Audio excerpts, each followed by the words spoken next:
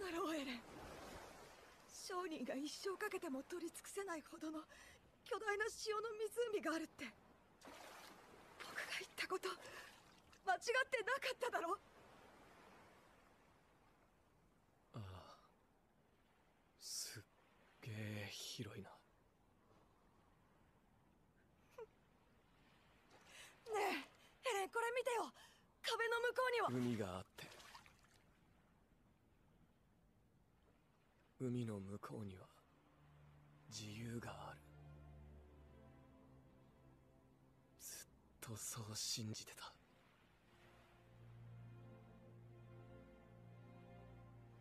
でも違った。海の向こうにいるのは敵だ。何もかも親父の記憶で見たものと同じなんだ。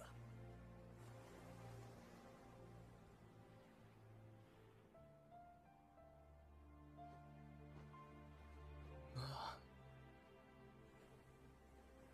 向こうにいる敵全部殺せば俺たち自由になれるのか。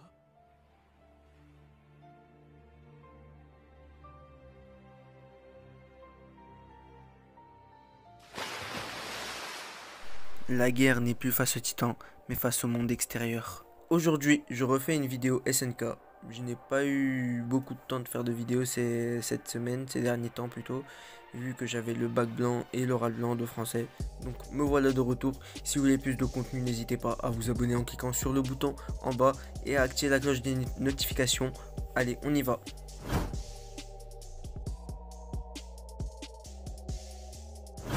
Bon, on va un peu parler de l'œuvre en général et parler d'arc en arc. L'œuvre démontre que notre société est remplie de haine, de rage, de vengeance, de trahison, de racisme et même d'injustice.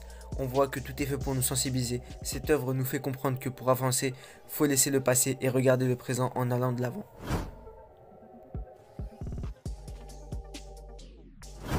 Les Wraiths sont une famille qui sont les légitimes successeurs royaux et qui se cachent de tout le monde vu qu'ils ont les secrets des titans. On apprend que dans cet arc, le bataillon sera l'ennemi du pays et qu'ils voudront chercher la famille royale. Ils apprendront que Eren est le titan original, que cette famille a le pouvoir de changer tes souvenirs ou de les effacer et devront batailler pour récupérer Eren et Historia qui se sont fait capturer. Dans cet arc, on dénonce les conflits d'un pays, les secrets d'état-major, ce que les personnes sont prêtes à faire pour garder le pouvoir et cacher le secret d'état à leur peuple, ce que l'humain peut faire pour son propre intérêt. Ça dénonce beaucoup de choses sur les mauvais points de l'humanité.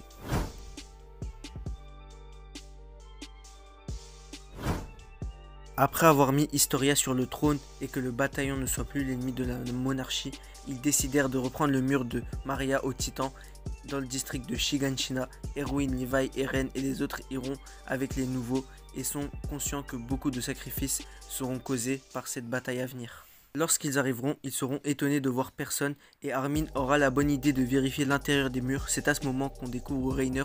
Lorsqu'il se transforme, on voit l'arrivée des titans bestiales et d'autres titans qui se transforment. Eren affrontera le titan cuirassé. Avec son durcissement, il réussira à briser sa cuirasse. Reiner sera à terre. À ce moment, Bertolt prend les choses en main et décide de sortir de sa cachette. Il parlera un peu avec Armin qui veut négocier, mais pas moyen. Il ira au centre pour pouvoir déclencher son titan colossal, ce qui sera comme une sorte de bombe, et à ce moment, la plupart des combattants du bataillon seront morts. Eren essaiera de le repousser, mais se fera dégager d'un coup de pied. À ce même moment, Erwin établit un plan suicide pour que Levi tue tous les titans, et tous les combattants sont conscients qu'ils vont mourir, alors autant mourir au front face aux titans, et ce plan entraînera la mort de Erwin et Marlowe, ce qui est triste lorsqu'il repense à sa bien-aimée. Juste après, on a la fameuse scène de Levi qui détruit le titan bestial, mais il est sauvé in extremis par le titan charrette. Armin établit aussi un plan pour affronter le colossal pendant que les autres détruisent Reiner à coups de bazooka ou quelque chose de similaire, et Armin qui est avec Eren pour se battre face au colossal, mais Eren tomba du mur. Armin est forcé de se sacrifier face au colossal qui utilise sa chaleur, je crois, ou quelque chose comme ça, pour le tuer, mais Armin détourna l'attention de Bertolt et finit brûlé. Après le sacrifice d'Armin, on voit Eren en humain qui revient et arrache Bertolt de son titan. Levi revient avec la piqûre pour devenir titan et on voit Armin carbonisé qui respire encore. Et Levi était sur le point de le donner jusqu'à que Frog arrive avec Erwin. Un conflit commence entre Eren, Mikasa et Levi. Au final, Levi choisit Armin par respect envers Erwin et Armin devient titan, mange Bertholdt et devient le titan colossal à son tour. Je ne parlerai pas des secrets de la cave, pour un futur time, pourquoi pas. Cet arc est rempli d'émotions, rempli de scènes épiques et montre la trahison, le sacrifice de soi, la coopération, la tristesse d'affronter un ancien camarade, tout ça pour réussir à sauver l'humanité. Après cette aventure, on voit tout le monde qui se rend à la mer. Ils ont tous grandi, mûri. Eren n'est plus le même jeune abruti qui criait partout vouloir tuer les titans. Aujourd'hui, il a un regard vide, à l'image d'Ulquera dans Bleach, mais à la fin, il fait de la peine.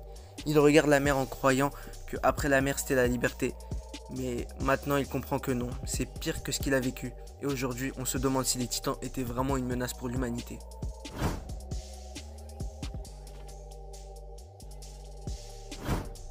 Bon, cet arc contient peu d'épisodes. Et au moment où on tourne, on est à l'épisode 7 de la saison finale. Dans cet arc, on voit Reiner, Sig et des enfants en pleine guerre. Ils gagnent la guerre, on nous présente Gabi, Falco, ce sont les plus importants pour l'instant. Lorsqu'ils gagnent leur guerre, ils racontent leur vie, et on voit chez les habitants de Mar une haine envers les Eldiens. Ils sont maltraités, insultés, on leur dit qu'ils sont des démons. Les Eldiens sont plus reconnus comme armes qu'autre chose. Après ceci reste mon avis, on voit Falco parler avec un homme nommé Kruger et cet homme demanda à Falco des services. Ce dernier lui fait, vu que cet homme a perdu une jambe et un bras, je crois, mais ça c'est pas sûr, et il lui fait ses services car cet homme lui faisait de la peine. Mais fut un jour où Kruger demande à Falco de ramener Reiner, ce dernier le faisa et accepta directement. Reiner arrive et reconnaît la personne, c'était Eren Yeager. Ils discutent et Eren explique toute l'histoire devant Falco qui a l'air de se sentir désolé pour lui. Après Reiner demande à Eren de le tuer, mais Eren lui serre la main. Et on le voit, il commence à se transformer. Le massacre commence. On voit tout le monde fuit. Mais Eren détruit tout le monde. Tue des innocents et des enfants. On voit sa rancœur envers ces personnes. C'est comme l'arrivée du colossal et du cuirassé à Shiganshina. Après, un nouveau titan est dévoilé. Le titan marteau apparaît.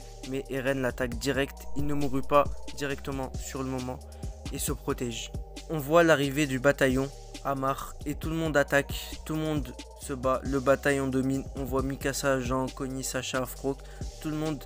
Mais une question que je me demande, Eren est-il soliste ou avec le bataillon? Car Mikasa dit à Eren de revenir, ce serait intéressant de revoir. Après, pourquoi pas faire une vidéo si Eren est du côté du bataillon. Après on a les titans mâchoires, charrettes et même le titan bestial qui arrive. On a aussi la magnifique entrée de Armin, c'était incroyable ce moment qui se transforme en titan colossal et regarde les enfants qu'il a été obligé de tuer et il dit une phrase importante. Quelle était ta perspective, Bertholdt? On voit Levi contre le bestial 2.0 où ça n'a pas vraiment changé. Levi remporte ce duel en un coup et le fait exploser, ce qui dit peut-être la mort du bestial à suivre. On voit Eren déchaîné qui est sans pitié, massacrant des innocents, des enfants et détruit les membres du titan mâchoire pour les utiliser et briser la protection du titan marteau. C'était une scène hardcore et sans scrupule, excusez-moi j'ai un peu bégayé, de la part d'Eren. Dernière scène, Reiner revient en titan et le combat du titan original face au cuirassé est imminent. Bon, cet animé est incroyable et reflète beaucoup le monde réel, comme par exemple Mar et les Eldiens qui fait beaucoup penser aux nazis et aux juifs, les guerres de partout, les décisions qu'il faut prendre dans la réalité. L'animé à pratiquement chaque moment tu as un frisson, c'est incroyable. Cet animé te fait ressentir quelque chose, un peu de la peine pour ce monde d'SNK, mais moi je trouve que c'est l'animé qui est le plus ressemblant à la réalité. C'est-à-dire par exemple, imaginons un homme, un scientifique sur cette terre qui veut créer des titans. Je pense qu'aujourd'hui on peut le faire. Après, faut être un peu plus avancé, mais voilà, c'est les guerres. Aujourd'hui, les guerres elles sont de partout. Les haines, les vengeances, les trahisons. Aujourd'hui, t'as que ça.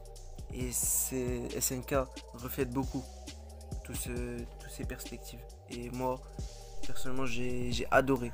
Le personnage d'Eren a grandi, mûri et souhaite vivre une vie en paix, en dehors des murs.